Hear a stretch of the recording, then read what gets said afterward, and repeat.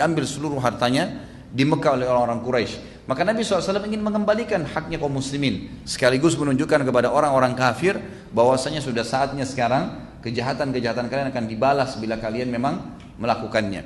Maka dibentuklah pasukan tersebut dan akhirnya terjadilah perang Badar. Pada saat akan terjadi perang Badar, saya tidak membahas perang Badarnya, dan ini perang Badar adalah perang yang luar biasa dalam Islam.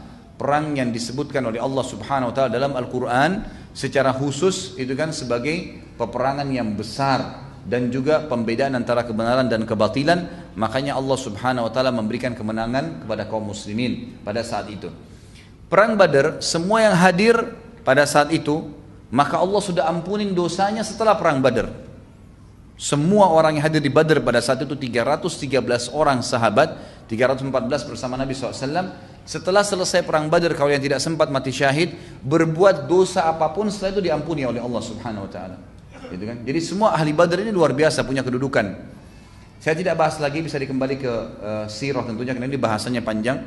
Intinya adalah pada saat akan terjadi perang Badar, Utsman bin Affan radhiyallahu anhu menyiapkan dirinya untuk pergi berperang. Tetapi Ruqayyah, istrinya, anak Nabi SAW sedang sakit parah. Maka Nabi SAW mengatakan, wahai Utsman, perintah dari saya sebagai pemimpin, kamu menjaga istrimu, karena ini sekaligus anak Nabi SAW. Maka Utsman pun akhirnya mengurus istrinya, dan akhirnya Nabi SAW di tengah jalan pada saat menuju Badar mengatakan, sungguh di Madinah dalam hadis Bukhari terdapat laki-laki yang tidak sempat ikut bersama kalian, tapi di setiap langkah kalian menuju jihad jalan Allah ini Allah catatkan pahala baginya. Bahkan dia dianggap hadir di Badar, dan pada saat dia pulang pun, ya pada saat peperangan selesai pun Nabi SAW memberikan harta ghanimah bagian kepada Utsman bin Affan. Itulah Utsman yang dimaksud oleh Nabi SAW.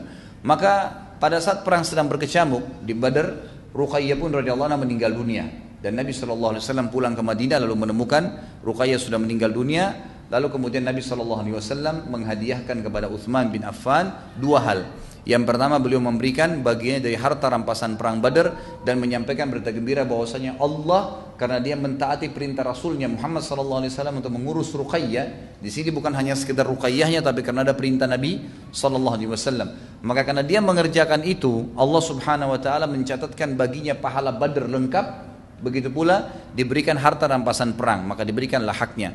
Lalu yang kedua, Nabi SAW menikahkan Utsman bin Affan dengan adiknya Ruqayyah yang bernama Ummu Kalthum, ya, Ummu Kalthum radhiyallahu anhum ajma'in. Kalau Ruqayyah sudah pernah menikah sebelumnya, kalau Ummu Kalthum memang masih gadis dan belum pernah menikah. Dinikahkanlah Nabi SAW menikahkan dia dengan Ummu Kalthum. Lalu apa sabda Nabi SAW? Dan ini sebuah fadilah yang tidak dimiliki oleh semua laki-laki.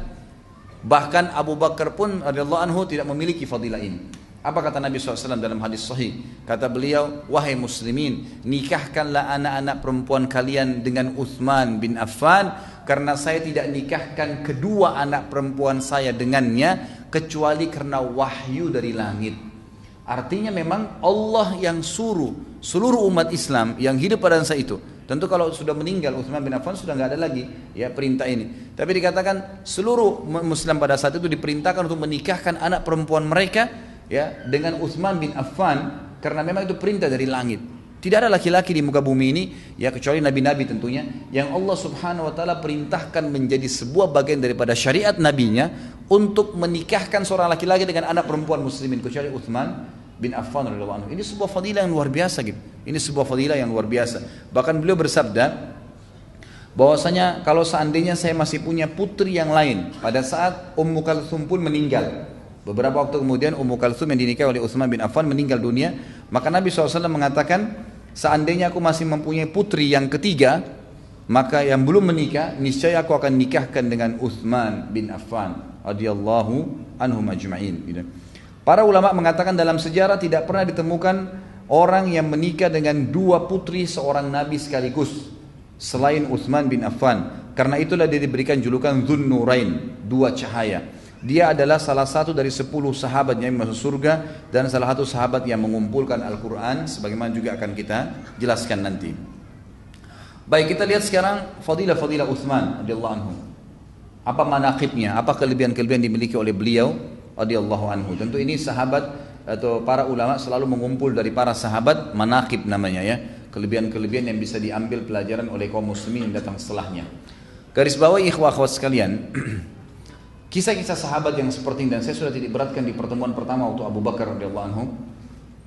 Kisah-kisah seperti yang akan kita bahas ini ikhwan akhwat sekalian bukan sebuah seremoni, bukan secara kebetulan sampai kepada kita, bukan secara kebetulan si penulis buku menulis, kebetulan kita membahas pada kesempatan ini, kebetulan antum hadir dan dengar, bukan itu, bukan kebetulan.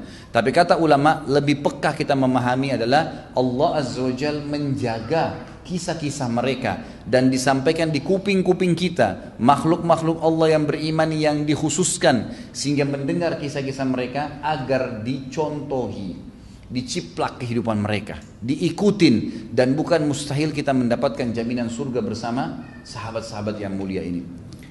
Ditulis oleh atau penulis menyebutkan di sini poinnya adalah peran abadi dalam menyiapkan pasukan al-Ushrah atau perang Tabuk. Tabuk ini sebuah lokasi tentu sekarang masuk di kerajaan Saudi. Dulunya itu adalah tempat yang dikuasai oleh orang-orang Romawi, dan itu adalah benteng orang-orang Romawi yang berada di Jazirah Arab, termasuk besar. Dan di benteng itu terdapat kurang lebih 200 sampai 300 ribu pasukan Romawi. Nabi Muhammad SAW pada saat itu mengumandangkan jihad dan ingin mengekspansi Islam di luar daripada Hijaz, Mekah dan Madinah, gitu kan? Mau coba lebih jauh ke perang Tabuk. Maka Nabi SAW pun membentuk pasukan. Pada saat itu Nabi SAW mengajak, dan keadaan Madinah pada saat perang Tabuk itu betul-betul ada cobaan untuk kaum muslimin. Ya, ini yang membuat akhirnya banyak orang munafik yang ikut. Karena pada saat itu kata penulis di sini, muslimin pada saat itu berat untuk keluar sebagian besar mereka, karena pada saat itu buah-buahan memasuki masa panen. Artinya mereka akan panen kurma-kurmahnya, anggurnya, delimahnya, gitu kan? Yang pada saat itu memang mereka dagangkan. Dan bayangan pohon-pohon demikian teduh karena banyaknya buah yang akan dipanen, sehingga orang-orang memilih tinggal dan tidak menyukai berangkat keluar. Kecuali yang memang Allah Subhanahu wa taala berikan petunjuk pada saat itu, dan akhirnya mereka keluar, dan seluruh sahabat yang tulus kepada Nabi sallallahu alaihi wasallam akhirnya menerima perintah Nabi sallallahu alaihi wasallam, dan mereka berlomba-lomba berinfak, dan yang tinggal di Madinah hanya orang-orang munafikin. Waktu Nabi sallallahu alaihi wasallam mengumandangkan jihad, maka datanglah pada saat itu Abu Bakar, orang yang pertama mendatang untuk membawa semua hartanya, yaitu 4.000 dirham. Pada saat itu beliau memiliki di kantongnya 4.000 dirham. Maka beliau pun datang dan mengeluarkan semua 4.000 dirham itu. Rasulullah SAW bertanya padanya, apa yang kau sisakan untuk keluarga wahai Abu Bakar? Abu Bakar mengatakan, Allah dan Rasulnya. Perlu dikasih bawahi satu hal di sini Bapak Ibu sekalian. Abu Bakar radhiyallahu anhu waktu menginfakkan 4.000 dirham ini adalah harta yang sedang ada di tangannya. Harta yang sedang ada di tangannya. Beliau tidak menjual kebun kurmahnya. Beliau punya usaha, gitu kan? Ada peternakan yang beliau miliki. Beliau tidak menghabiskan itu. Jadi perlu digarisbawahi, karena banyak juga di antara dai-dai kita yang salah faham. Mereka mengatakan Abu Bakar mengambil semua hartanya, nggak ada lagi yang ditinggal sama sekali. Yang dimaksud ini adalah harta yang sedang dipegang pada saat itu. Jadi bukan berarti semua aset dijual, enggak. Fahamin masalah ini. Sudah terhitung berinfak di jalan Allah semua harta. Pada saat apa yang antum milikin pada hari di mana kita dibutuhkan untuk infak, keluarkan semua yang dimiliki, maka itu berarti sudah berinfak semua harta yang dimaksud di sini. Makanya aset-aset Abu Bakar tetap ada. Waktu itu ada perkebunan, ada peternakan, ada belum milikin, gitu kan? Ini perlu difahamin. Jadi di sini waktu Abu Bakar mengatakan aku meninggalkan Allah dan Rasulnya, maksudnya untuk kebutuhan hari-hari ini ya Allah dan Rasulnya yang mengambil alih. Mungkin nanti akan ada hasil panen dari kebun saya mereka makan, mungkin mereka bisa menyembelih hewan dari peternakan saya sehingga mereka makan. Jadi ada ikhtiar Abu Bakar secara manusiawi, duniawi yang emang sudah dipersiapkan, gitu kan? Ini perlu dipahamin. Kemudian Umar bin Khattab datang dan membawa setengah hartanya. Kemudian tidak tertinggal juga Abbas bin Abdul Muttalib, paman Nabi SAW yang masuk Islam. Kemudian Talha bin Ubaidillah radhiyallahu majma'in, Abdurrahman bin Auf, dan mereka membawa 200 uqiyah. Saya ingin titikberatkan dulu kalimat ini ya, 200 uqiyah. Perlu kita tahu, kita mau tahu nih seberapa besar sih infaknya sahabat. Seperti kita kan selama ini 1.000, 10.000 rupiah, berputar di 100.000 rupiah. Perhatikan bagaimana infaknya para sahabat.